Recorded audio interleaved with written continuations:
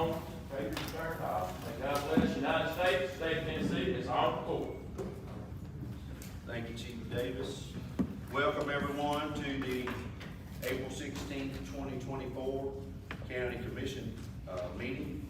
I'll go ahead and call the meeting to order. A couple of announcements before we get started. Anyone who would like to speak in the public forum section of the meeting on items pertaining to the agenda, sign-up sheets on the podium. Make your way up so we don't leave anybody out. Couple of announcements from the mayor. Safe travel to him. He's representing our county in our nation's capital this week. He met with Senator Blackburn today and Representative Kustoff, seeking money for EMS or Sheriff's Department equipment and or vehicles and any other projects. And also, he will host and welcome Trey Smith from the Kansas City Chiefs, a two-time Super Bowl champion, this Friday at 10 a.m.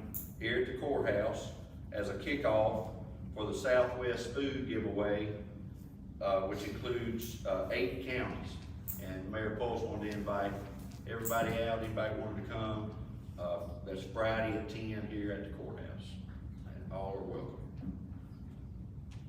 So thank you for that. We will be led in prayer by Commissioner Wright, followed in the pledge by Commissioner Jenkins. Mr. Wright. Let us pray. Dear Heavenly Father, thank you for such a beautiful day today.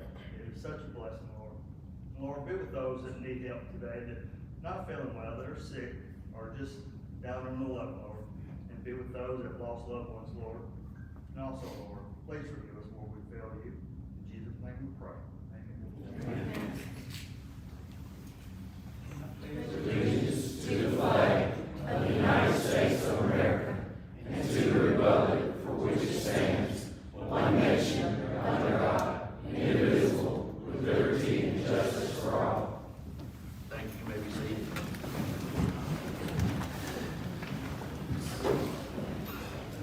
Let's have a roll call, Madam Clerk. Fail. Here.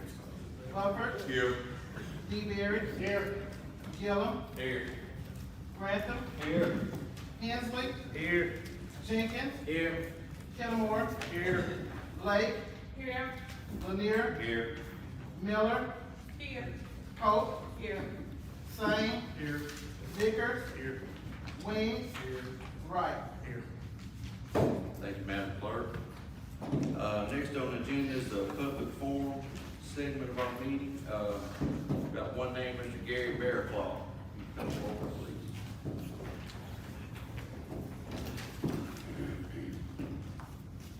Good evening. As he said, I'm Gary Baraw. Y'all seen me up here once or twice before. And I'm going to be addressing item number 7 on the agenda, and that's the federal lawsuit, also known as the Perry lawsuit, and which should be hopefully wound up. This was started many moons ago, and if I remember by the public record, Chip Carey told y'all, although we weren't here at the time, and Mr. Pope was working on any of this, or whatever I say, it had no bearing on you whatsoever. But it wasn't apparent, y'all didn't understand when he said y'all didn't take care of this lawsuit, it's going to get run financially. Because it's been walking on for years and years and years. We've paid tons of money to attorneys, once again, out of county. The money didn't stay here, it went to different county. Last reckoning, about $750,000. And the funny thing was, it wasn't, a lot of that was not spent on a lawsuit, but lawsuits against the county commission. Now that's crazy. This has been going on, and the attorney bills have been occurring every month on both sides. The other day, when most of you went to a hearing before the federal judge in Jackson, he explained to you what could happen if the current representation we have wanted to divide this lawsuit into 80 small cases instead of the one class action. He explained it would cost between $4,000 and $5,000 for each one of those, and explained how much it's going to cost. And the attorney says it's not about the money. I'm sorry. It has always been about the money that this county is going to have to pay. Now, at some point in time, there's the old preacher preached, it's payday someday. Well, payday is coming. And And the problem is, the attorneys are gonna leave this county with a pocket full of money, and we're paying the bills. There's a possibility that our tax increase could anywhere be 60 to 100% increase. Pay if the things, but right now it's looking between the upper $6 million to $7 million. That money doesn't come out cheap. That takes a lot of tax money. Y'all pay the attorneys. Y'all are in charge of the business of this county. This is y'all's responsibility to take care of this. Please, for the benefit of the taxpayers back here and the ones that aren't here, please stop pleading. Do the job, get the attorneys in line and say, finish this and don't run us down the road of financial disaster. All right, got it. Thank you, Mr. Baraw. Anyone else on the public forum, Steve? Next on the agenda, first, you should have a list of notaries in front of you for review and approval. Motion for approval. Second. Have a motion and second to approve the notaries as listed for April 24. All in favor, let me know by saying aye. Aye. Opposed, like sign. Motion carries. For the minutes, going back, I believe the February 20th, 2024 minutes are on the table.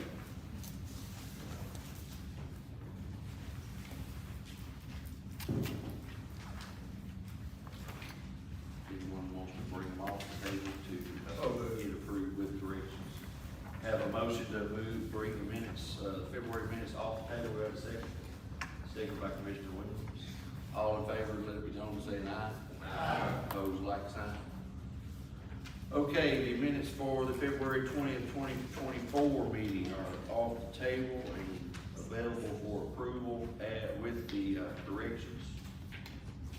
You've had time to review those. Any more changes or corrections? I got a question. Yes, sir. This comment, there's an attachment on there. Is that in here or is that? Christie is the one that sends those out. I'm not trying to throw her under the bus. Well, I'm not talking about anybody. Let me make that clear. But which attachment? Because you had the proclamation, and so which attachment are you speaking of? On the zoning, there was it just says see attached, and I didn't know. So when we say see attached, you guys already have those resolutions. And the only thing that we're gonna send you is like a proclamation, or what the sheriff gives us to litter, or whatever is presented up here, separate from That goes in all of the. packets. Yes. So that's why you say see attached. It makes no sense for us to duplicate what you already. That makes, no, I get it, that makes sense. Yeah. But it is recorded with minutes in your office, correct? Yes. Okay.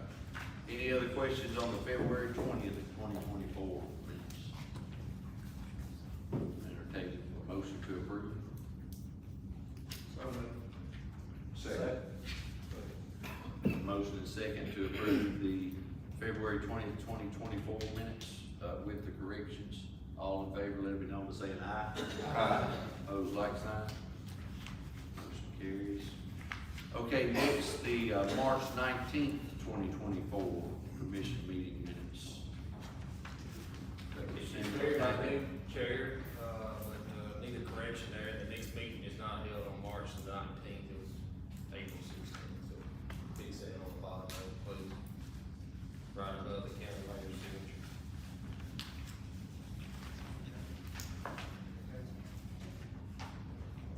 And I'll make a motion to approve the minutes as read With the correction. with correction. Second. Motion by Commissioner Gillum, second by Commissioner Weems to approve the March 19th, 2024 commission meeting minutes. All in favor, let it be known by saying aye. Aye. Opposed, like sign. Motion carries. Thank you very much. Next item on the agenda will be reports. And, Mr. Pulse, you want to go first? Board of Equalization. Does everyone have the evaluations for the county board of equalization. They should have been, 2 years. Okay, what I need is just, motions to approve those, motion second, pass to approve those, we're going to answer any questions. So moved.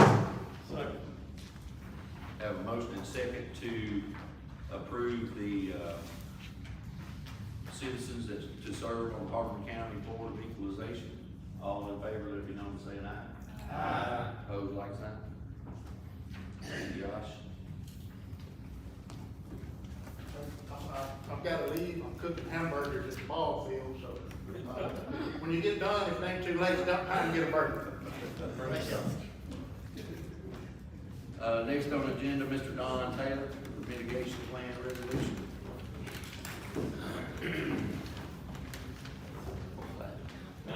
I didn't do it, we approved the court of law. My name's Don Taylor, I'm the Director of Emergency Management of Hardeman County. I have been 23 years as a part-time position. Hardeman County has got a basic emergency operations plan and also a hazard mitigation plan. Every 7 years, we have to redo the basic emergency operation plan, which we've already done that. This year, we had to redo mitigation plan. You should have a copy of the resolution in front of you. Okay. Should look something like that. Okay. If I look at the computers, I'm sorry, I guess I'm on the computer. Last time I was here, it was all paper. But anyway, back in October last year, we started holding mitigation meetings. A representative from each governmental body in Hardeman County were there discussing the plan, looking over it, adding things to it and everything. So when we got through, we had 3 total meetings. They were put in the bottom of the bulletin, each meeting. And, right now, it is pre-approved. The thing, we're just waiting on all of the resolutions to come back from all the government bodies in the county. I've got 2 in this voter right now. I need the county commission to pass the one for Hardeman County. That's all I need. Now, I will tell you this, you don't have to. But if you don't, if something happens in Hardeman County, in the county, and you have not approved that mitigation, that resolution for the mitigation plan, you will not receive any FEMA money whatsoever. I got a question. So this is like in the event that there's like a tornado hits or? No. No. So The what's mitigation plan, if we have something in the county that continuously happens, we can use this and go to a mitigation grant and get the grant money to fix that problem. For instance, like give you an example. You've got a road in Hardeman County that floods every single time it gets a lot of rain. You can apply for a mitigation grant, and which we have before, and you can actually, those funds can be used to raise that road so it will not happen anymore. It mitigates against something, keeps something from happening over and over and over. Okay? Unfortunately, the gentleman that was over the mitigation at Tina in Nashville, he is no longer there. We did find out, I called him many, many times, I emailed him many, many times, and his assistant. They never return my call, they never return my email. What happens is, when we have a disaster, FEMA takes 10% of the total cost of the disaster and put it in a mitigation fund. So there's millions and millions of dollars in that mitigation fund. But won't say his name, but if he had a buddy of his that needed $2 million and there was 1.75 million in there, he'd wait for another disaster to happen, add that money to it, so he'd give it to the buddy. And we know that for a fact. So they have changed positions, there's a new guy in there now, hopefully we can do this. Keep this in mind, if you apply for a mitigation grant, it is, the federal government pays 50% of that amount, state pays 25, local government pays the other 25. But you also can do it in in-kind services. In other words, if you needed a road built up, instead of hiring a contractor to come in, Hardeman County Highway Department could go in and that'd be 12.5%. So if it costs $1 million, I mean, all you'd be paying 12.5%. And hopefully we're gonna get this changed around where we can get some of these grants in this county again. We used it, I know of one time we used it, the road, that's actually, Commissioner, the road out there off of New, out there by like one of the prisons. Murphy Lane, we raised Murphy Lane. Because when it rained, there was, I don't know, 7 or 8 houses in there that they were there. So we used mitigation funds to raise that road, took care of it. I'm just here to see if we can get this resolution passed tonight. I'll make a motion with resolution. Motion and second on the floor. Motion by Commissioner Sings, second by Commissioner Lake to approve the mitigation resolution. Any other questions for Mr. Taylor? So I have one, so how often can we apply for this? Depending on every money, as many times as you want. So instead of the county highway department taking the effort, we can apply for these this month. Possibly every money in the mitigation fund. Yes. Anybody else? All in favor, let it be known by saying aye. Aye. Opposed, like sign. Thank you, Mr. Taylor. One more. Yes, sir. I need you to email me that when it's signed, that way I'll have a copy on my feet. I'm sorry, but the mayor wanted me to tell y'all one more thing. We're diligently working on getting radio communication to the south end of our county fire departments. We had it on the Hickory Valley Fire Tower. I was told that if anything ever happened to it, tremendously wrong, that we would have to move it. So, a flying squirrel built a nest in $10,000. So anyway, we had to move it.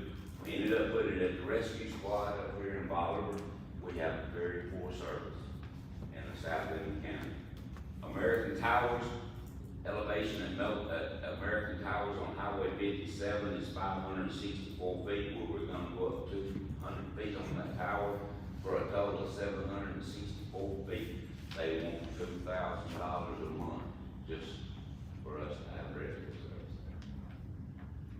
We're not gonna do that. Tower pictures, where the old AT&T microwave tower was on Highway 57. Elevation 620, we were going up 150 foot on that tower at 770 feet. They want $400 a month. There's no service, cause when AT&T left, they stripped everything out of it. Every wire, everything, I mean, it's nothing but the whole of the building.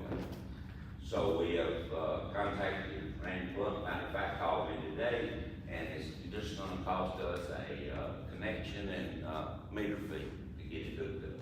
We do have to get an electrician in there to build the service with the weatherhead and everything. That may be another good option. The fire tower, I was told the other day that it's a possibility we might get that back. If we do, that's free of charge.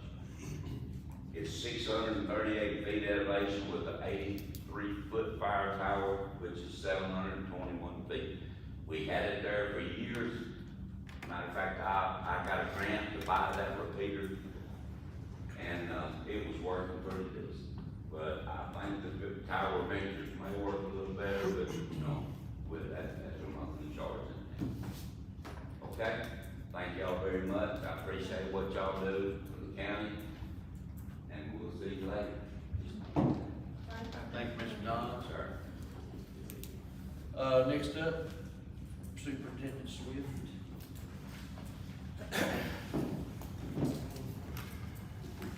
Good evening. Tonight, the only thing I have is we're asking for, bid letters that you have in front of you for the paving on Peavine Road, Powell Chapel, and Lake Hardeman. We, have already did everything out. Arrow Paving, I think, had the lowest on Lake Hardeman and Powell Chapel. And Standard Construction had the lowest on Peavine. My board's already recommended awarding lowest bid, which Arrow Paving will get Lake Hardeman, Powell Chapel, and Standard Construction to Peavine Road. It's a total of like 14 miles, somewhere around $2.5 million. We're asking for approval on, just approve the bids, award the lowest bidder, the contracts. That's what I'm asking for. If y'all have any questions on it, I'll be glad to answer. Since that connects to a state road, do you have assistance or? State, this is all state aid money. This is all state. Yeah, Powell Chapel, Lake Hardeman, and Peavine is all state aid. So it won't come out of our budget, it'll come from the state of Tennessee, minus the 2% match. For people that might wanna know, I mean, for instance, Lake Hardeman is going from. It's going from the same road to 125. Same. And Powell Chapel's going from the city limits of Middleton to the crossroad, and then Peavine's from the crossroad back to 125. Peavine's gonna be the longest one, I think it's 7.4 miles.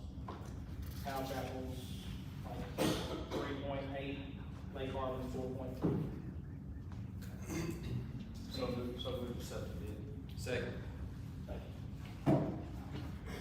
Motion and second to accept the bids. On Peavine Road, Yep. they're ready for the bridge. Yeah, they're gonna take care of all that. You're gonna take all that out. Well, they're not gonna take it out, they're gonna level it up. Yeah. So I'm getting- Yeah, there's bushing, I don't know if it shows on this contract, but there's bushing in each one of these quantities. And I think Peavine has around somewhere around 800 tons of bushing, so that's a lot for a road. So I specifically, yes, culvert's good, and we've got a new guy, or a new person, a new vendor that comes in to do the plastic linings and these things like thermal plastic where it hardens and forms the bands. If we have any big ones like that, we're gonna look at doing some stuff like that in the future. Some of these big pipes, 'cause that pipe is good, but he's gonna level it up. I specifically asked Stanley to do that for us right there. You're not the only one that. Any other questions for Casey? There's a motion second on the floor to approve the bids as presented. All in favor, let me know by saying aye. Aye. Opposed, like sign. Thank you, that's all I've got. Thank you, Casey. Next up, equipment surplus, Sheriff's Department, Chief Deputy Davis. Good evening. Well, spring cleaning time at the sheriff's office. Saw some of your pictures. I hope you got them all, but, this is, all the equipment we're wanting to, ask permission to allow us to leave, destroy, and dispose of. It's all laptops, desktops, the monitors. Some of this equipment's been around since 2010. A lot of the laptops we purchased, used at the pawn shop over the years, save money, it's just, stuff wore out. Some of we have phones, we have the phone system, these phones are, either no longer having a system or they were broken to begin with. But the biggest thing, I know you can see very well, the monitors, if the monitors in there, it's just broken. It's just, monitors are, they go out, none of this equipment is out. I know it's a lot of it, but there's, like I said, some of that stuff I remember coming from the old jail, when we moved in 2010, so we're just doing some spring cleaning and cleaning up the building basically. Where do you end up doing this? Well, we'll,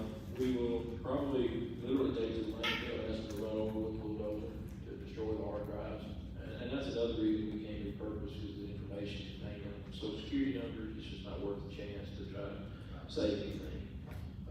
Like I said, there's a couple of perimeters in there, you just can't get software for them. I mean, they're just, and I know it's a lot, but it hasn't been done in a long time, so that's really what it looks like. We think it's, well, we've been bored with it. Is some of it not needed anymore, or has it been replaced if it is needed? Yes, I don't think we have any needs. My experience with, most public agencies are afraid to throw anything away, and a lot of this stuff is piled up in closets and what have you, so, when I usually go places, but So we should dispose of. Second.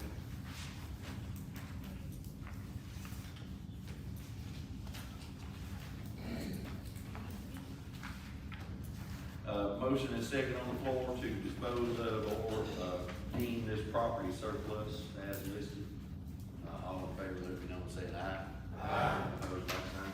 thank you. Thank you. You got anything else? Next up, equipment surplus, our circuit court clerk, Mrs. Grudger. Come on up, please. Good evening. Like Mr. Davis, we're spring money as well. The pictures that you have are old hard drives and already been replaced. And, we just need to dispose of the old ones. I make a motion, we, dispose of the surplus equipment. Second. At the circuit court clerk. Motion second on the floor to, deem surplus the items listed in this drawer. All at the, circuit court clerk's office. All in favor, let me know, say aye. Aye. Opposed, like sign. Thank you. Thanks.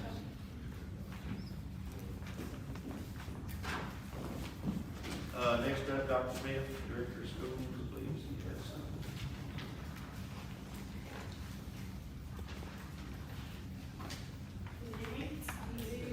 We have one budget amendment to move tonight, is actually the revenue in and expenditure out. We had a water pipe burst under the gym floor, the old gym at Middle High School, we did severe damage to about a 20-foot by 40-foot area. And in order to utilize that, to classes and practices and things that one had to be repaired. This was an insurance claim, so what you're seeing with this amendment is an insurance revenue in and expenditure out when it's fixed.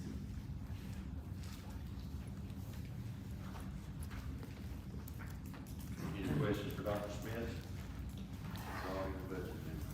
I move we approve the budget amendment for Middleton High School gym. Second.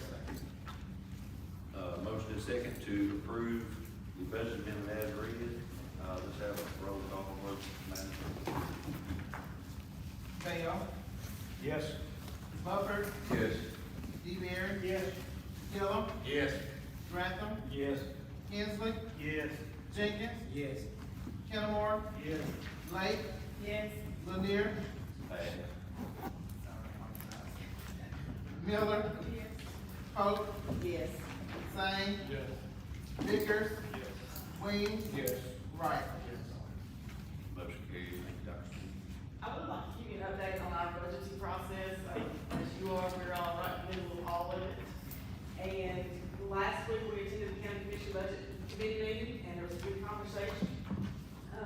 You've heard us talk about the issues we face. We also understand the county faces some issues, some severe issues, and it's not a good financial situation.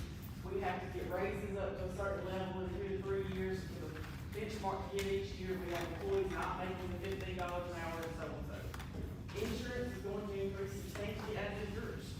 That's probably heard about that in other situations, but our insurance companies are reaching out to us about how severe it's going to be. With all that being said, I did want to mention that at this time, the Board of Education has no plans to budget the approximate $480,000 property bond that the school system just paid off in our preliminary months. Hopefully, this will substantially help the county and the budget situations you're facing. However, understand, anything past that, we're gonna have to look at services and personnel. So it could be that, some issues that come with that that, but we're all in this together. The county, the schools belong to the county, and our students belong to our schools. And we all want to make sure everybody works together and sees this being as successful as it can. So that's just an update on our budgeting process and where we are with it. Christie, I understand what you raised, is that's being mandated by the state. Where's the Board of Education prepared for those? We are, this year, the minimum is $44,500. We are going to try to go a little above that, we're gonna try to get 46, and I'll tell you why. We have teachers driving from this county to other counties because of pay. And it affects some of our quality. What counties are they going to? Chester, Madison's a big drop. The surrounding counties. That's our plan. What about the teachers that have been there for 20+ years? Any compensation for them? We are looking at a longevity plan, I guess you'd call it. It's not an every year thing, but we're looking at something very different. We think it's out of the box. I have one other question. The cafeteria workers, they work hard. 11-ish dollars. What do they make? 11-ish. You need plans for those people. They work really hard. We do, we're right now focusing on the teacher salary scale, because that's a recruiting and retention tool that we need at this point. But we also have plans for all the other groups as well. Do they get paid on a 12-month salary, or are they? No, they're on a, is it 180? They're actually about an hour. Really? So in the summer, they don't get any pay? What do they do? Save. Can we look into that? We have looked into that, they're not. Because it's hard to go get a part-time job in the summer and go back to another job, you know, when that's their full-time, supposedly full-time job. There's pros and cons to both. Yeah. And they're making $11 an hour. Thank you, Chris. I have a question, Dr. Smith. With that being said, they don't have the option to go with the annual year or It's just our work. just out?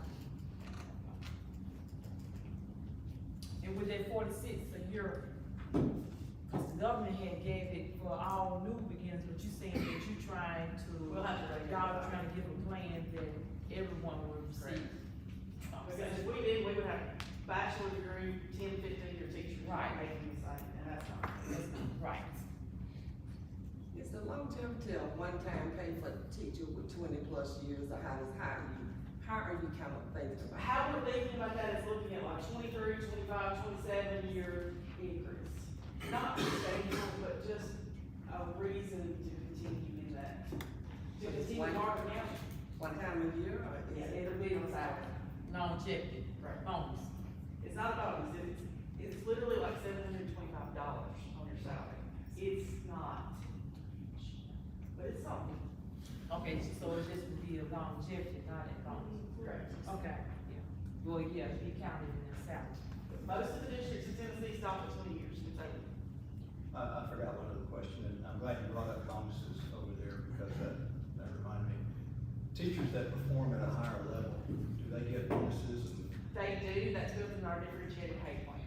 That's How does money that out of a work? separate pot, comes out of TMOS scores, the level 4s and 5s. I don't remember the amounts off the top of my head, it's not Are they receiving those yearly or quarterly or? yearly, once we receive the scores. Do you know how much they're getting?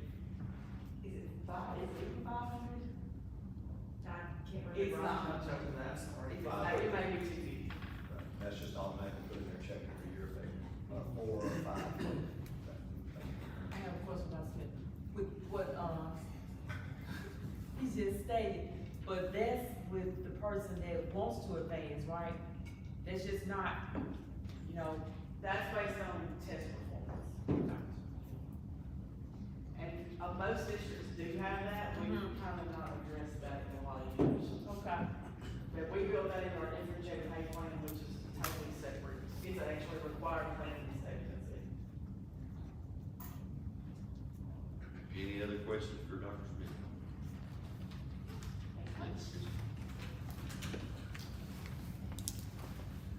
Next up, Commissioner Bell, Chairman of the Building Committee. Do you have anything you want to share? This is an update on where we're at with the election building. The project's bid this past week, last Friday. We had 2 basic scope of works. One was the pavement section, and the other was the interior renovations. The pavement price, we have got 3 prices in on the pavement. It came in about what we were expecting, with some revisions. It can be within budget. We had some line item deducts that we can do. The interior renovation project came in well above the budgeted that we expected. A lot of potential reasons why. The building committee met tonight. We've talked to the contractor, talked to the architect, and another contractor as well, just to kind of make sure that we're thinking in the correct, along the right lines. But we think that we can go back to the contractor that did the job, make some revisions in the plans and specs, and reduce the overall pricing. Don't know if we can get the job within budget. We feel like that we possibly can. So the recommendation of the building committee is that we pursue that line, to try to get the project within budget. And, if that doesn't appear like it can, and we're close, we'll obviously have another budget meeting, or not budget meeting, building commission meeting, or building committee meeting. And, we'll probably pursue the idea of just revising the plans and specs and rebidding the project. So we would prefer to try to work it out and not have to rebid it if we can get it within budget, but we'll have to see. Commissioner Bell, you said that the pavement project was within the expectations. What was those expectations? Well, we initially had given the commission the overall number of $350,000 plus or minus 10%. On pavement, I'm just talking about. No, the whole thing. So we divided it up into two. We had about $100,000 in the pavement. And it come in about that? Well, it came in at about 160, but we had a 3.5-inch asphalt. What's there now is 2 inches. We had a line item deduct so that we could reduce that. We're trying to see what we can get the biggest bang for our buck. We can basically duplicate what's there now, which is a 4-inch gravel base and a 2-inch topping, and be at that $100,000 mark. How many parking places is this going to accommodate? Well, it's not lined out, but it's estimated to be about 55 to 58. The new area? Yeah, for the election position. Now, has nothing to do with the EMS wraparound drive, but, it will actually probably won't either take away or add to their space, if that makes sense. Have you addressed the access areas, to where we won't have a confusion? Yeah. Where we're going? Yeah. You have- Well, I mean, everybody seems to be on the same page. Ms. Amber, has reviewed extensively with it. She's good with it. The revisions, I met with her, today over there at the building, and a lot of it is minor stuff, but it only, there's no big ticket item, but we think that we can go through and make a number of small corrections and, greatly reduce our costs. Okay, so I think you probably know what my next I question have no is idea what it's going gonna to be. If I asked about the asphalt price, what's the building bid price that you received? The building price came in, our budget number was $250,000, it came in at $480,000. 480? In that range, I'd have to look at, Okay. it's way over budget. Right, It's right. $250,000 over budget. I'm not too surprised on that. And again, some of that, there's a $25,000, contingency allowance in that number, so you can start backing things out, and, again, I don't know that we can get there, but in talking to the contractors, they seem to think that there are a number of things that we can do, for instance, the flooring in the new area. They put in, we told them that we didn't want a high-end flooring, but that's what they put in the specs. So we can reduce our flooring costs by half. Are any of the contractors local? One of them That is, bid. the guy that bid is in Chester County. Chester County. E&T, I think. E&T contractors? Are you familiar with that? And we have another, Allison, who's doing work at the health department currently, that was gonna be at the last minute pull out. So if this doesn't occur with the numbers we're talking about, we're well over, we're pushing 600,000 with the parking lot and everything, right? 460 on the building, 100,000 on the parking lot, that's 560. Yeah. But do we have a contingency plan, is where I'm going? Well, there's a plan, and then there's a backup plan, and then there's, I don't know what we're gonna do plan. I mean, the contingency plan is to see if we can work with the contractor that did it to reduce our costs. If that doesn't occur, then we're gonna talk to other contractors and see if they think rebidding it will be within budget. And again, my goal is that our budget number was $350 plus or minus 10%, so that, my goal is to try to get it in there at $350,000. And all of our goal is to get Amber in a building that functions. well. Exactly, and again, and if we're all on the same page, there's too much fat in that $480,000 number, and it ain't, we gotta cut the fat. It always happens when you start dealing with big time engineering firms. Well, it's an architect. The engineer, That reminds me, what are the engineering fees so far on this project? well, we don't get a daily deal, but we got, I mean, it's. Because that's above and beyond. Really, it won't be much. It shouldn't be, because it's all We addendum. haven't received a bill then. No, we had not received, I think they gave, I don't remember what the budget is, Brad, to be honest, it was like, I don't remember. The engineering portion, which we contracted with separately, was about $9,000. TLM? No, the engineering portion was, with, Scott Engineering out of Hardeman. That's where all they had to go in and do all the core samples for the parking lot, water table testing and all that kind of stuff. So the architect we approved was TLM. TLM was the architect, Scott Engineering was for the paper, and again, they're at that $9,000 mark. Well, it's just good to have some clarity on those numbers is what I want. I feel for you. I'm zeroed in on the numbers. So that's the goal. If we're able to negotiate, what we'll do is we'll have another building committee meeting, present that to them, and, if we get the number in, then hopefully, prayerfully, next commission meeting, we'll be able to present something to the commission. If not, we're gonna do our best to try to, I don't know if it's possible, but try to make the revisions and actually bid it and try to have the new numbers in before the building commission meeting, before the county commission meeting. If you would get with me, if all this was to fail, there's a couple of buildings I'd like for you to take a look at. Okay. Just as a backup. Nothing's off the table. I know two or three that could work if all this falls. The only issue, and this is something that you already know, is that if we're having number problems on the current renovation, we're gonna have to deal with the same thing with any other renovation that we Well, have. yeah. Unless we can do it Yeah. for $50,000 or under, and we don't have to hire an architect, and don't have to hire. Yeah, they don't have each to renovation hire- is unique, and one of these buildings may very well fit that window.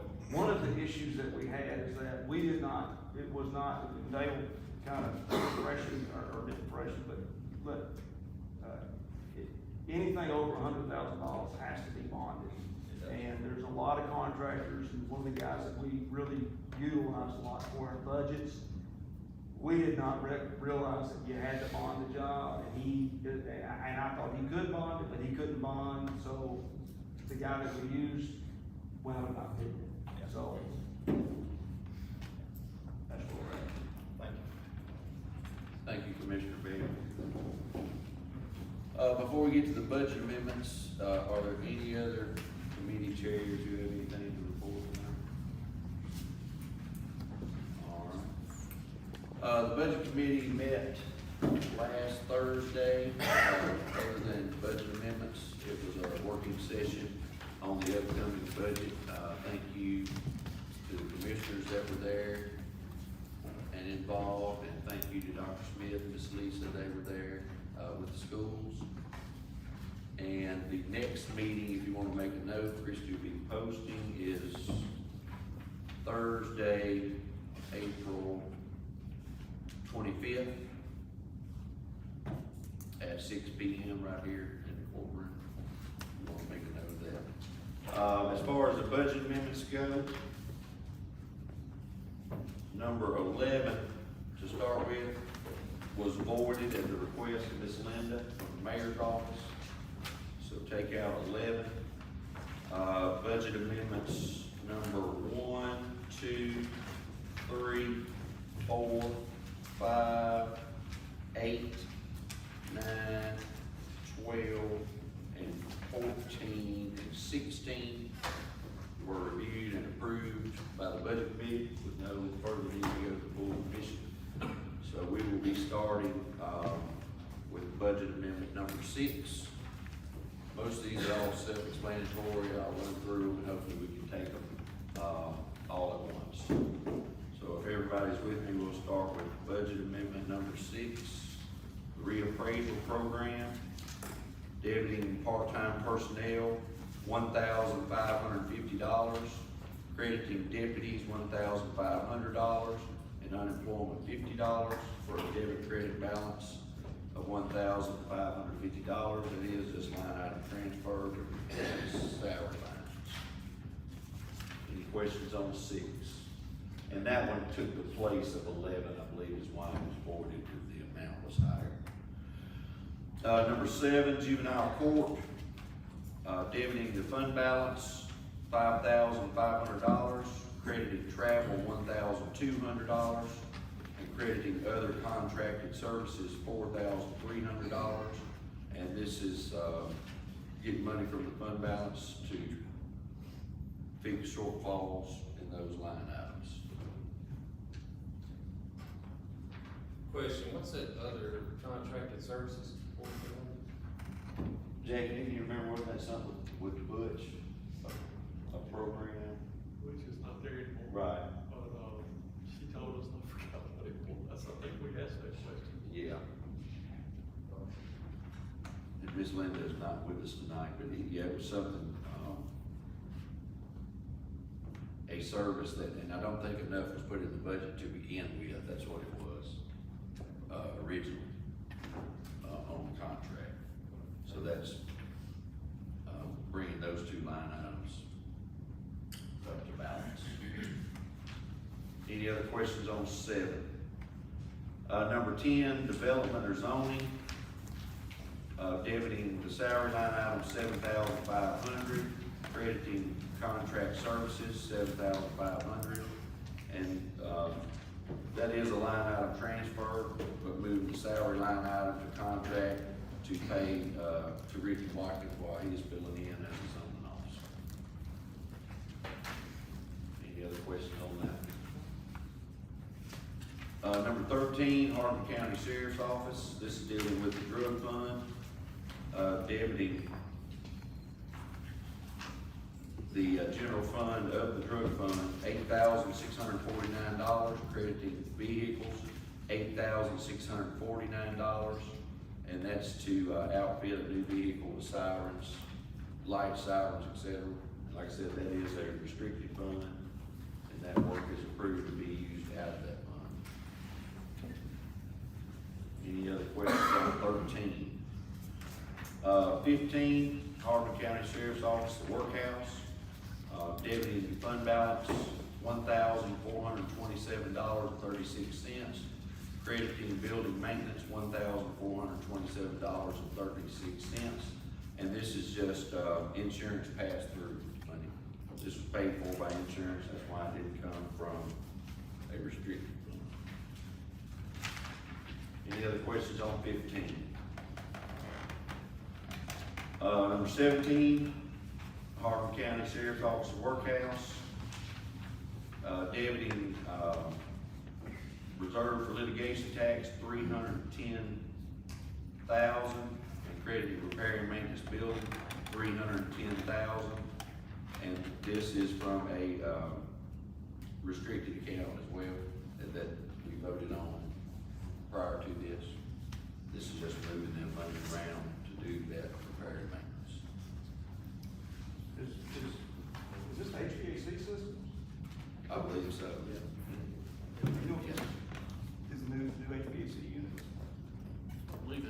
Yes, it is. It was, Commissioner. Yeah, it's on the review. Thank you for doing that, Commissioners. Any other questions on 17? And lastly, number 18. Hardeman County Sheriff's Department Workhouse, Deputy, Reserve Account. This is restricted fund, $1,805.88. Credited building improvements, $1,805.88. And that's just moving monies from the, restricted account to building improvements for which it can be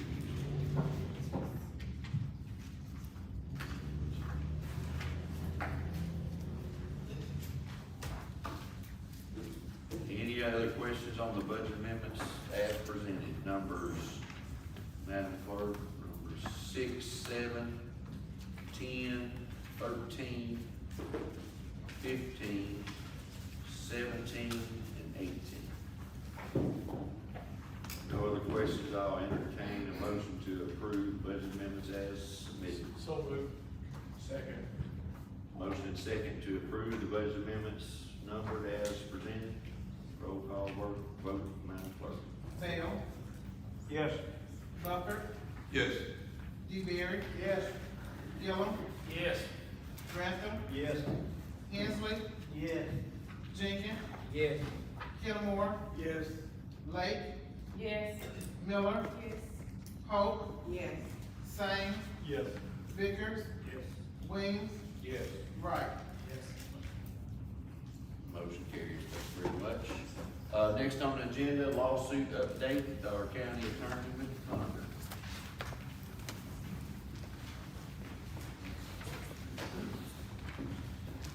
I think we each have a little memo from me that mentions the very days essentially having a hearing, judge ordered on April 3rd. And the judge has not yet ruled on the motion for decertification, and, I believe Rob sent you all the latest, settlement demand letter from Mr. Sessions. And then on the zoning cases, I've asked, the zoning office to go back and double check these properties and see. I've heard some of them are in compliance now, and so just to make sure whether it is compliant, who's not, and then we'll bring that to the commission for the vote, whether to pursue lawsuits. Any questions for Attorney Condon? Mr. Condon, Rob sent us that letter from Sessions, the letter you're referring to is April 12, 2024? Yes. Okay. What did you perceive with that letter? Well, there's a lot of, I'm sure he's watching on Facebook, there's a lot of puffery, I think, in there, and, performance with clients, and on the number, I think, I don't really have a good idea about the number, I think it's high. That's only things I can remember. If you have a specific question about a specific part of it. Could you, I took it as a few threats that he was making, but not really a threat, but kind of innuendo threats, and then he kind of, on Mayor Sane, he kind of, to my point, he kind of made a defamation of character, calling him a habitual liar. I mean, you know, he called him that, and he didn't print anything below it really substantiated by that.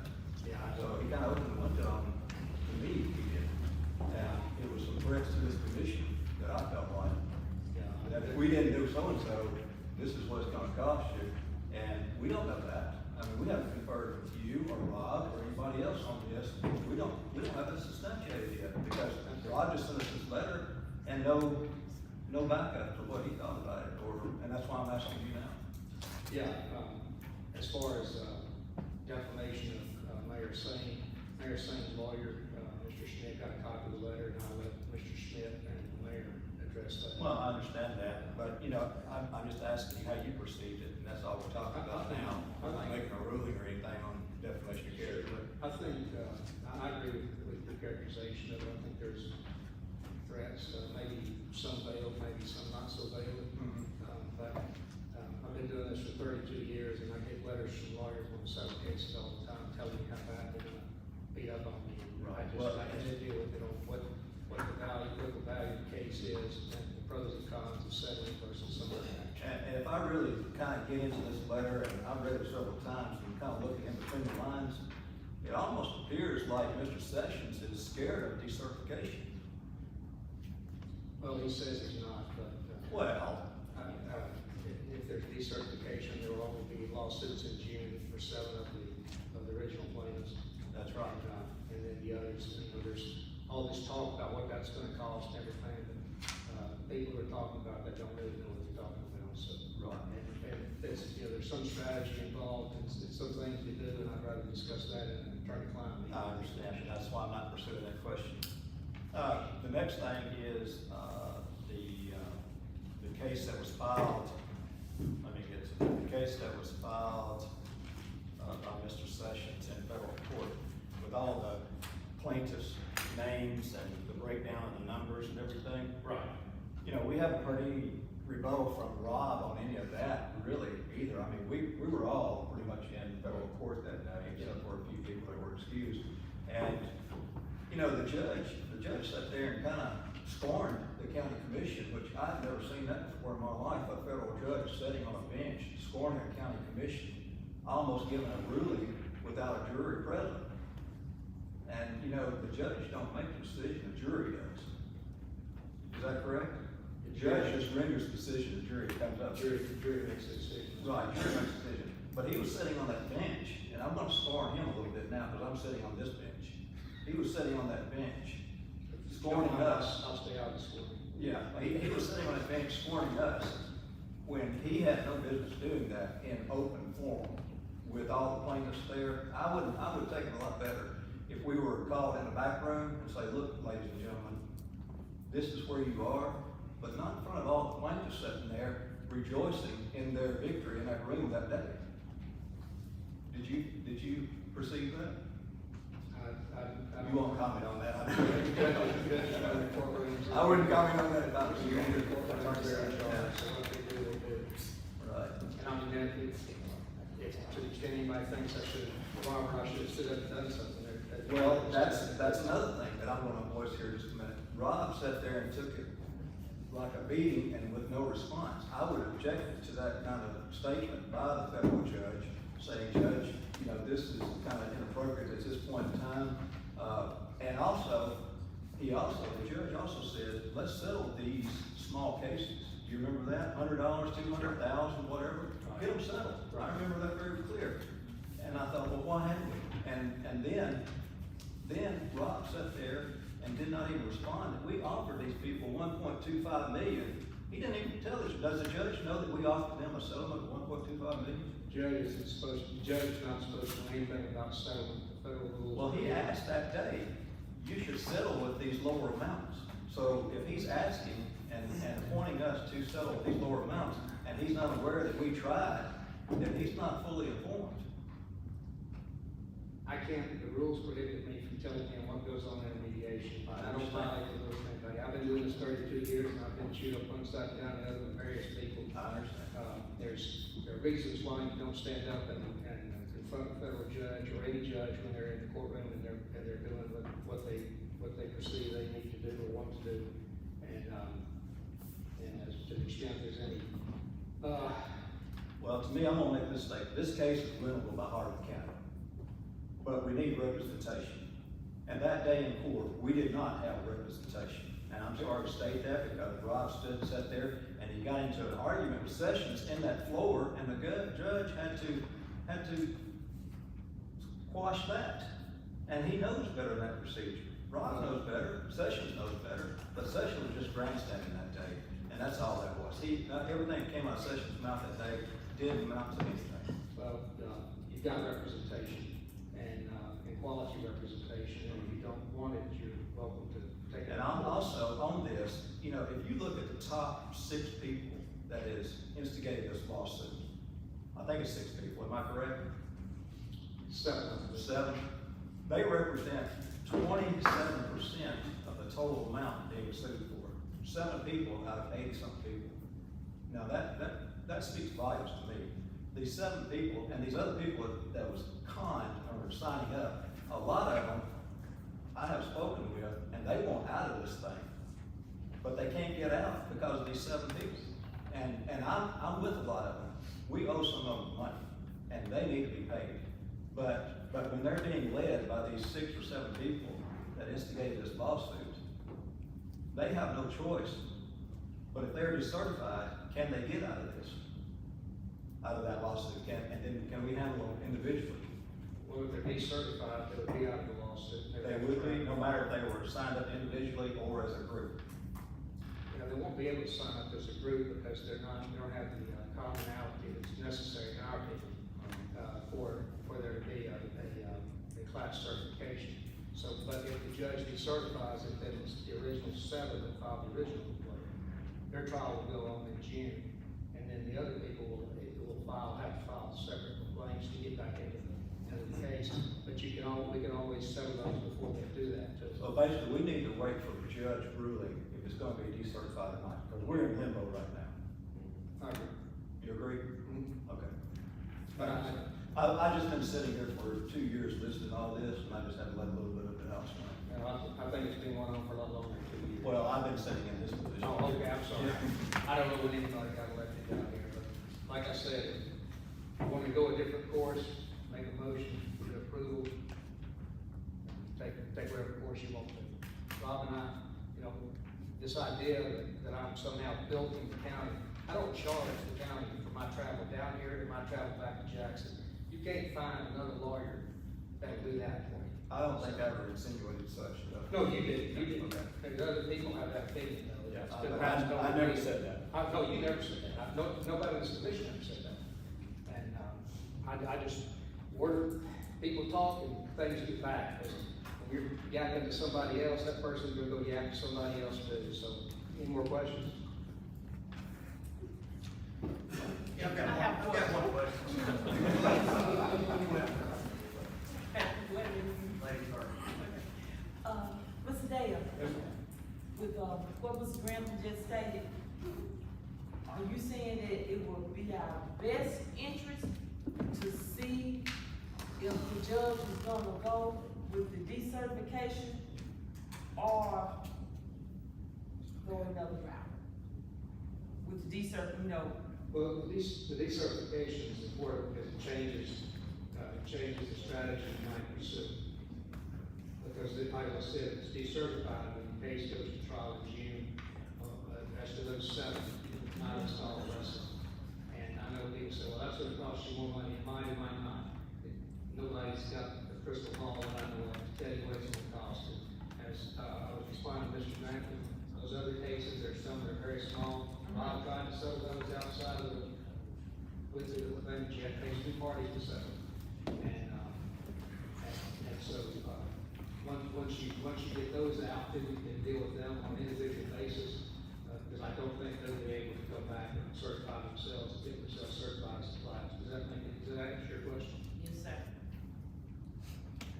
Mr. Ryan? We had 3 days of mediation set up, a couple months ago. We did 1 day, and after that, nothing else. Who bailed out on that? Did they do it, or did we do it? We didn't. So That's all I can tell you. does the judge know that we tried mediation and they bailed out? The judge is not allowed to know anything about mediation, okay? But he can tell us we need to. It's a different thing, it's a different situation. There's a rule that says judges are not supposed to know what goes on in settlement negotiation and mediation. And that's the rule I follow. Now, federal judges have a lot of power, and they have a lot of power in the courtrooms, and what they do is up to them. I've got no comment on that whatsoever. Well, I'm just saying though, for him to sworn everybody about trying to settle this thing, that we don't mediate, it's just hard to swallow. I don't know what to say. I've answered that sworn question. It's many ways I don't have to really answer the question. Right. Because I've had some plenty of cases, Judge Anderson, all the other federal judges up there, I've won some with some of them, I've lost some with some of them, and I'm satisfied with them, and that's all I can say. I'm just wondering what happened to mediation. That was my main question. I can assure you that we didn't, and I don't know what conversation went on between anybody else and mediator, because we certainly would be involved in it. Dale, I have one other question, I'm sorry, I was going to ask this while Mr. David is here, but I'm not gonna ask him directly, I'm gonna go through council. It's been stipulated that they was asked to come in 15 minutes early on their shifts, what kind of instigated, started this ball rolling. What happened if they didn't? Well, they didn't, and they don't get compensation for it. But they did get compensation for it? No, they didn't, that's what. But if they didn't come in 15 minutes early, were they reprimanded, were they scorned, were they fined, were they? I have no idea. That might be a question we need to look at, maybe We it's something. can, but you know, this is the way it'll work. We'll have some who will say something to the effect of, you know, I came in early, you know, stayed late for however long. When I average that out, it's about 15 minutes extra to my schedule or what I was to be paid. And then we can argue against that, present whatever evidence we have on it, and the jury decides the case. Now, everybody didn't come in 15 minutes early every day and stay late 15 minutes every day all the time. We know that much. Yeah, I don't want to open up a lot of questions, there was a lot of questions, but that was just something that was on my mind. What happened to them if they didn't? Yeah, I don't know if they got reprimanded or not, if they didn't do like they were told to. My guess is they didn't, but I don't know, but that's just a guess. Okay. Back up this time, turn my back, I don't know what. Thank you, Attorney Collins. You're welcome. Commissioner Ford, vote on that agenda. Good evening. We're talking about the lawsuit. I did a little research and found out that this case could have been settled at $102,000. The vote was 14-1 by the county commission. And 2 months later, we paid the county paid over $900,000 Mr. to Bowman, an let attorney. me stop you for a second. With, What you're referring to, I believe, is two different lawsuits. I'm not sure. That sounds like a Carnell case. well, I got this I think it was from actually, the county's I think it was attorney. actually the sheriff's case. Oh, the sheriff's case, okay, yeah, okay, I got you. On the sheriff's salary dispute with the county that we filed a lawsuit on, that's where those numbers come from. Sure. Yeah. I'm sure, because I know. I spoke to the man on the phone today. Rob told you that? No, not Rob. Okay, who told you that? Well, you don't. Our previous judge, yeah. Okay, if somebody told you that those numbers go to the Perry case, they told you wrong. Our previous who told you that? Judge, Yeah, that's- attorney. Right, that was the amount on one of the Well, sheriff's doing I those get it to, we'll cut the fact. I make a motion that we settle this lawsuit for the amount of, $3,844,456.52. I second.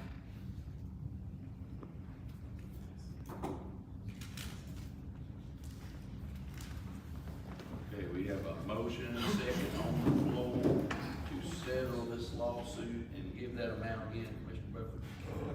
I got a question. Yeah, let's clarify the motion first, I won't leave you out. $3,844,456.52.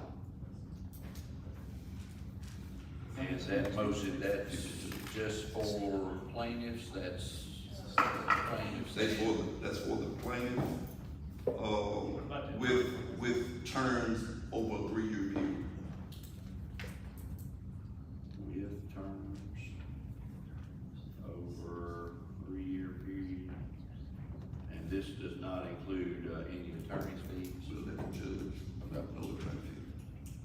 Okay, and I will have time for questions. We have a motion and second on the floor to settle the lawsuit with plaintiffs for $3,844,456.52, to be paid with terms over 3 years.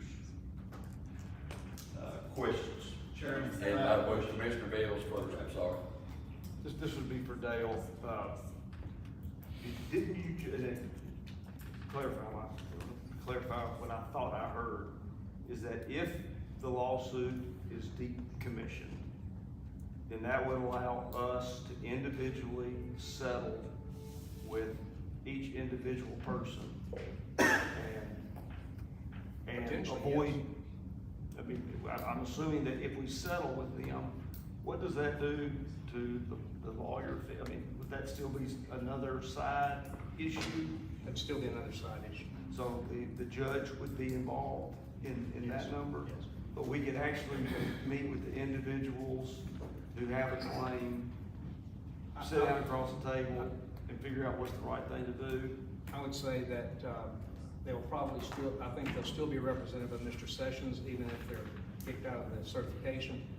And so it would be up to them to tell their counsel what they wanted to do, or to tell their counsel they wanted to come meet with y'all and discuss the situation with them.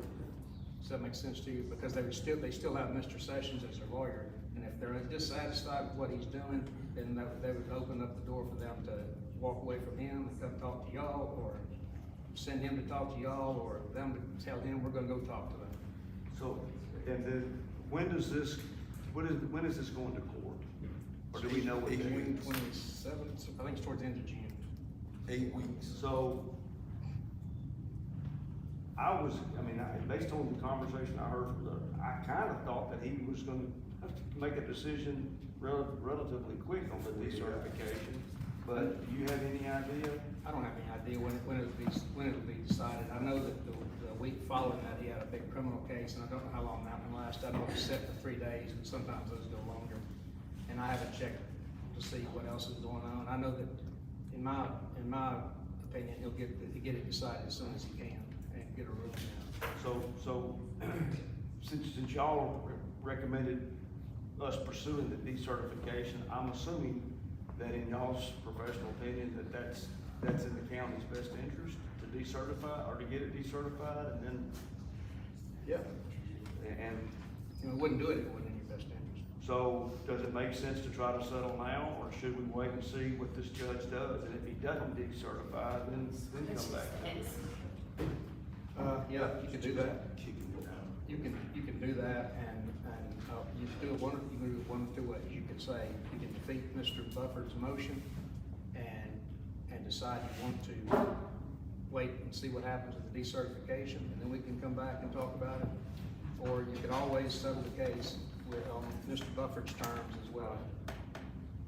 I'm just trying to figure out what makes the most, if we're waiting a week and we find out, hey, we can decertify and take care of a vast majority of the people that are upset with the county, if not all of them.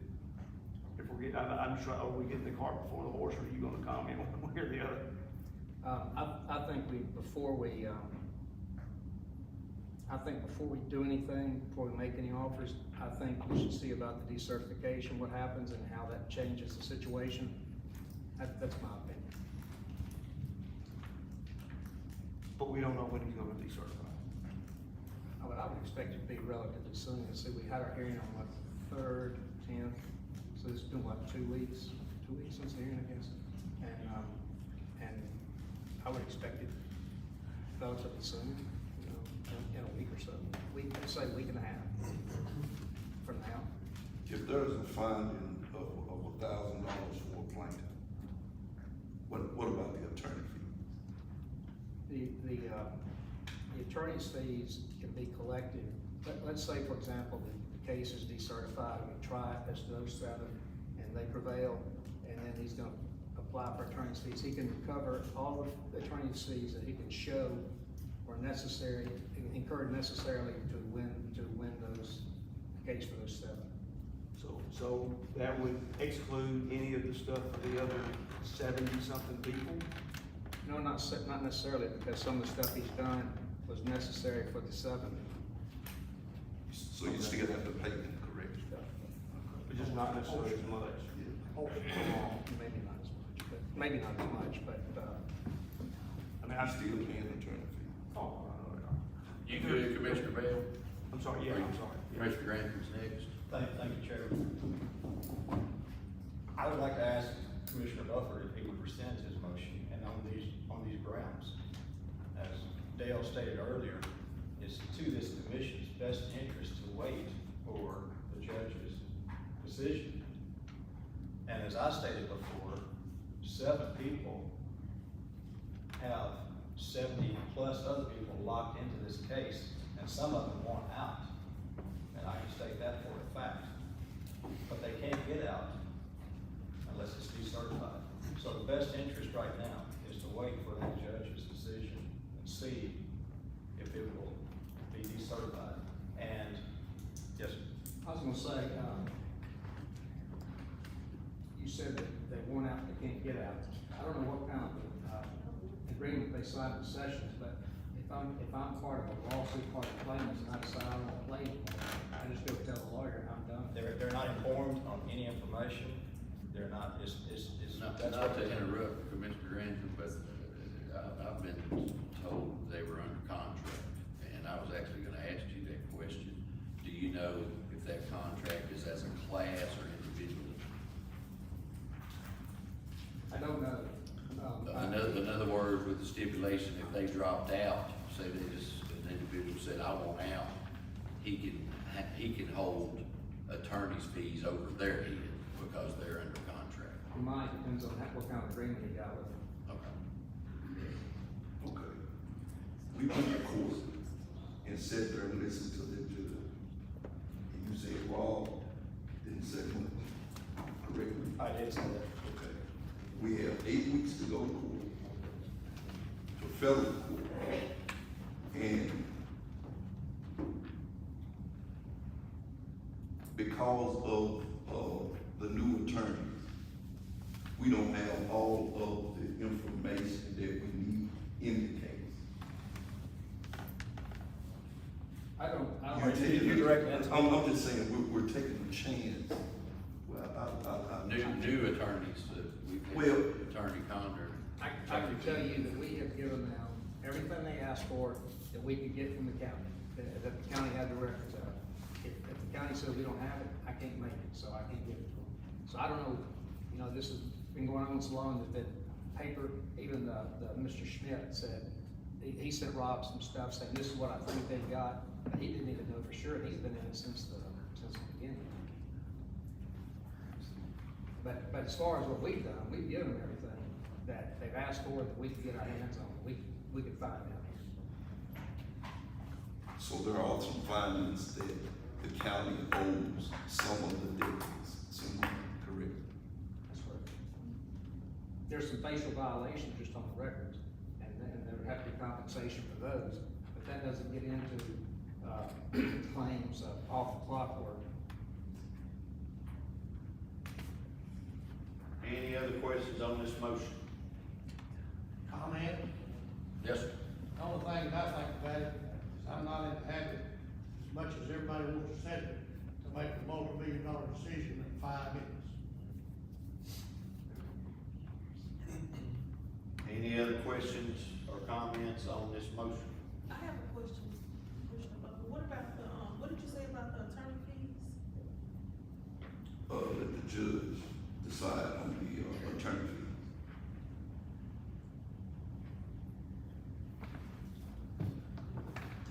Right now, he's asking for $3,675,000. If you go to federal court, he could award $8 million to the plaintiffs and $6 million in attorney fee. You take your chance.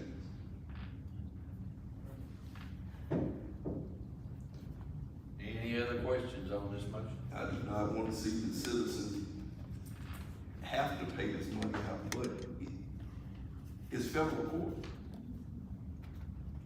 Chairman, I'll call the question. Been a call for question. There's a motion and a second on the floor.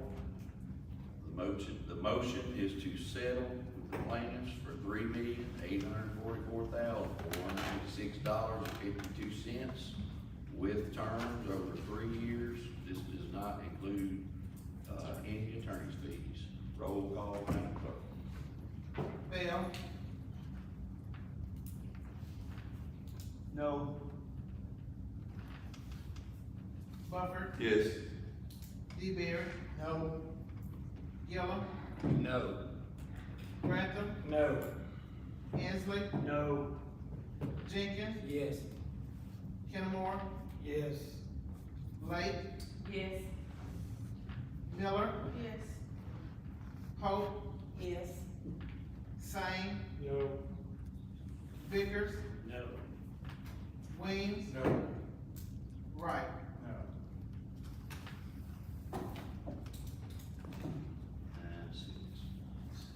Nine, six, motion fails.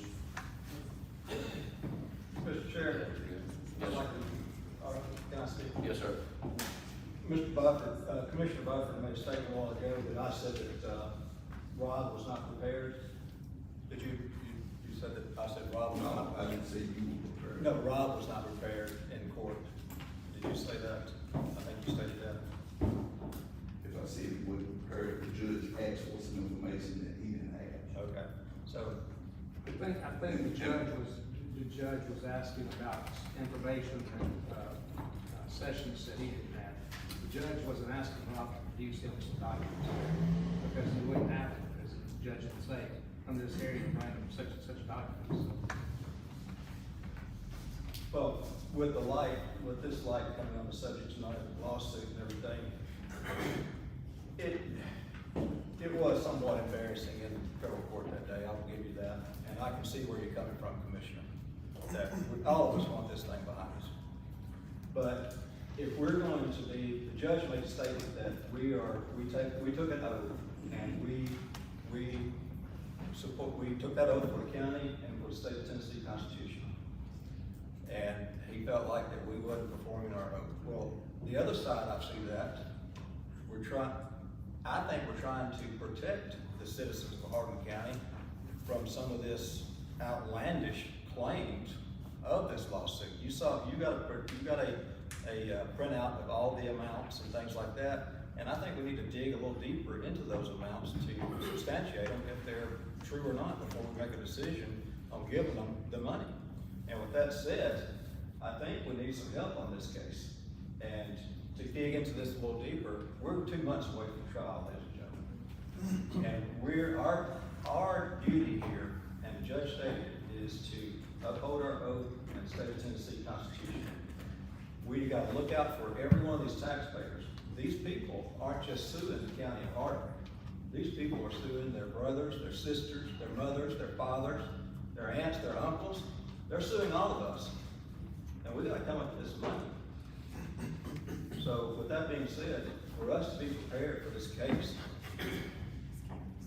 and I can't think of a better avenue within 2 months to prepare for this case than to bring Amber Shaw back into it, who knows the case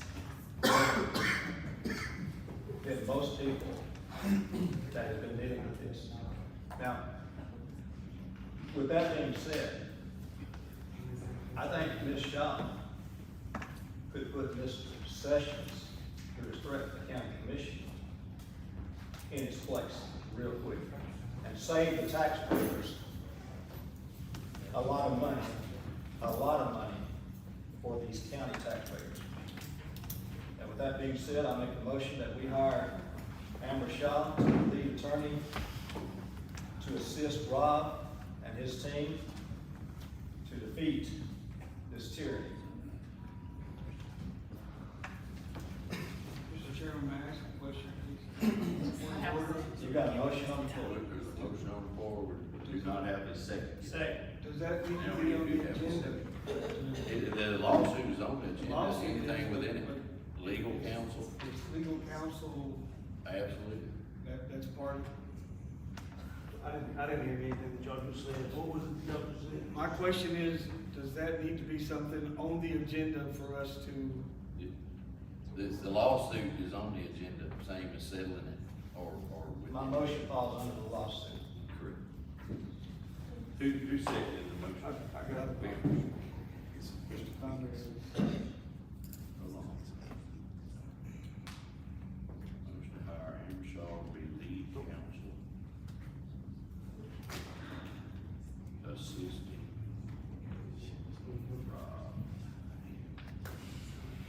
Dale. If that passes, I'll resign. I won't work on the case under those circumstances. So, I got a question. Do you need help? Rob and I can do it. We have a firm full of lawyers. We can handle we don't need Amber Shaw's help. It was not evident in the case that day, and. Well, I'm gonna tell you, I don't know how many of y'all been in federal court before, but most of you haven't, and most of you don't know what's going on when you're there. And William Sessions hadn't been in federal court either. William Sessions has been in federal court, and he can come to federal court and act an ass if he wants to, but I'm not gonna have to stand up and act an ass just because he Well, does. I think this showing our true representation that we have from the county right here where we're sitting. And it's underlying, this is what I'm getting to right now, it's an underlying effort here that we are not well represented. And my motion still stands that we hire Amber Shaw, who will stand by us till the end, not aboard ship. Attorney Condor, are you speaking for Rob as well, or are you saying as our county attorney? Yeah, as your county attorney, I resign, and Rob can tell you whether he'll work under those circumstances or not, but I doubt that he will. Any other, questions on this motion? How long did Amber Shaw work on this before? I don't know, I'm new. So, can anybody tell me how long Ms. Shaw worked on this case before? And what happened? Why is she not still on there? 3 years. So, 3 years, we couldn't get it done. Alright, we're kicking this down, we're gonna get screwed in court, y'all, I'm telling you that right now. Lawyer fees, not On all of it, on all of it. Alright, 3 years. What did she do? She didn't do nothing for us. So, I don't wanna hear that she's gonna rescue us, because she didn't. We're here because she didn't do her job then. Yes. And I wanna go over. Hey, let's have order. We are here because we have. I'm not done. Alright, I wasn't here when all this happened. There's 8 or 9 of us that wasn't here when this can started getting kicked down the road. Alright, this county cannot afford what's gonna happen to us. What the judge was telling us, that is when there's fault there, it's automatic. It falls on us to prove them wrong. And we don't have the records to do that. And it's, Mr. Buffer's right. This is gonna hit us hard. Y'all, you're hiding behind it, and we can't afford it. If this goes any further, we're gonna get, the state's gonna come in and take us over because we can't do it. Amber Shaw's not the answer. Settling in good faith is the answer. We owe the people. That's been proven. We don't owe $3 million. Well, that's only gonna keep going up. I don't wanna pay $3 million. Let's have a little order. All this has been discussed, can be discussed in attorney-client meetings. The questions we have right now are about the motion. Ms. Vice Mayor, the only thing I wanna, say is that, as county commissioners, it's no time for us to be pointing fingers at each other. We need to stay together and stand together, regardless if it happened 3 years versus 5 years.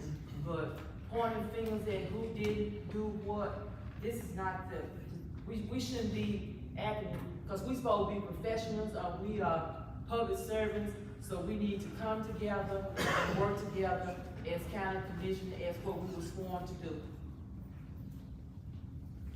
I've got a question for Mr. Condor. Mr. Condor, is there? Mr. Bill had his hand up. Did he? Okay, go ahead. Go ahead, Dave.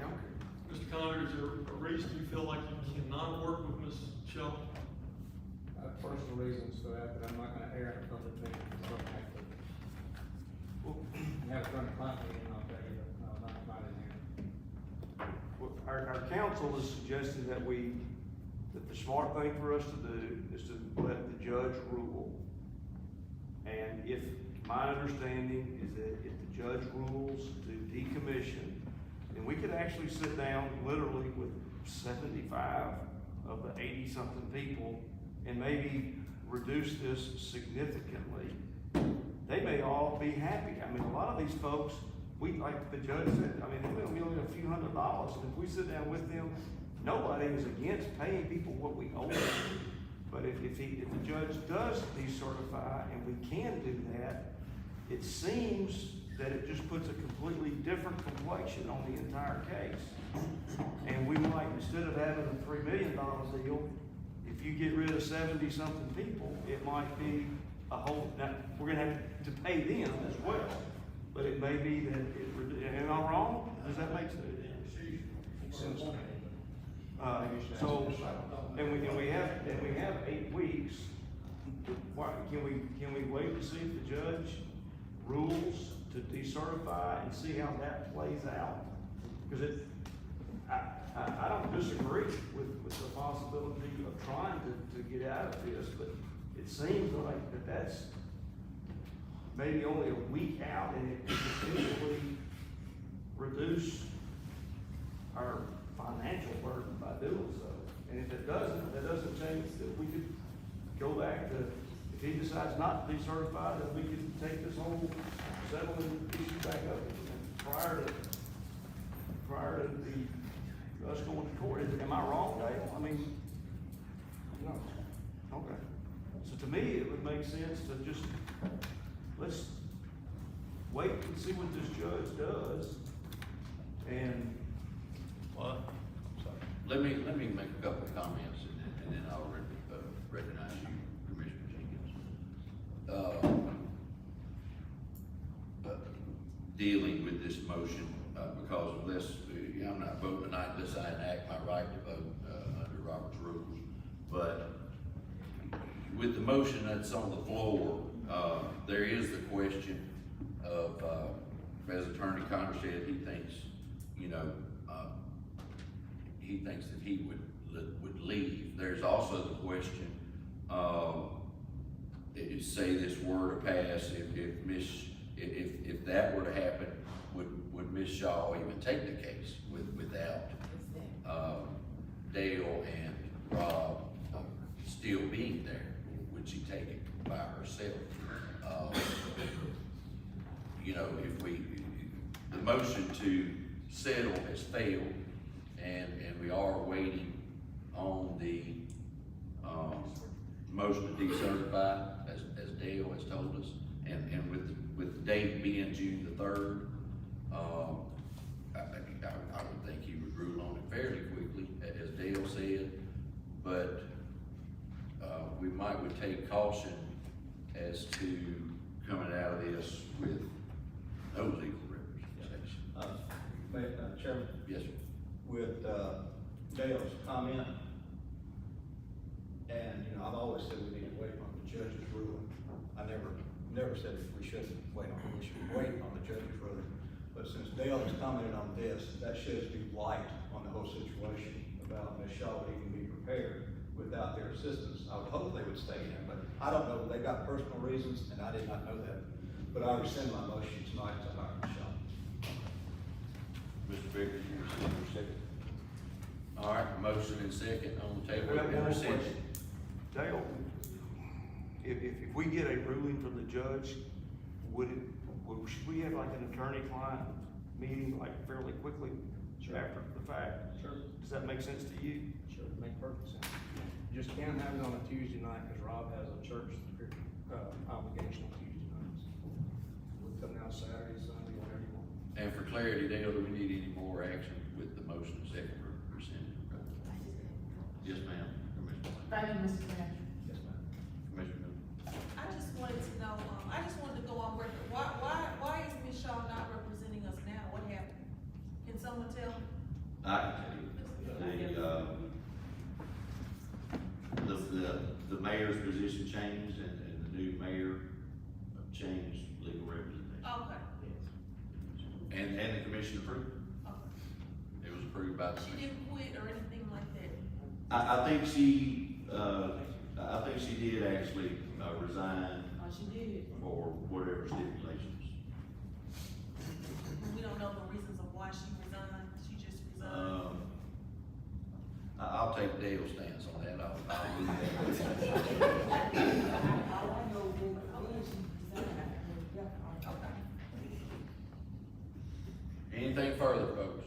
Yes, sir. My Mr. Jenkins. question is, why would we spend $70 to prove that we don't owe $30? It's not making. it's not adding up to me.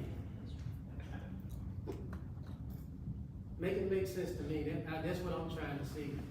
Why would we go out and spend all of this money to defend if we don't owe this little amount? You know, And The there lawyers again, are the ones that- and I'm sure we will be having another one, these are questions we need to direct at our attorneys in an attorney-client. If you wanna talk numbers, it needs to be an attorney-client meeting, not at open. Anything else tonight, Mr. Lake? Okay. I just wanna say, the reason I was telling Mr. Brandon, thank you, and I'm glad you said it, Vice Mayor, is that even if it was the scenario to bring Ms. Amber back, we don't know if she would accept it or not, and then like you said, that then we'll be left with nothing. So. I just wanted to get it out there Yeah, and see if. that was my point. Anything further? Do we have a motion to adjourn? So, Hey.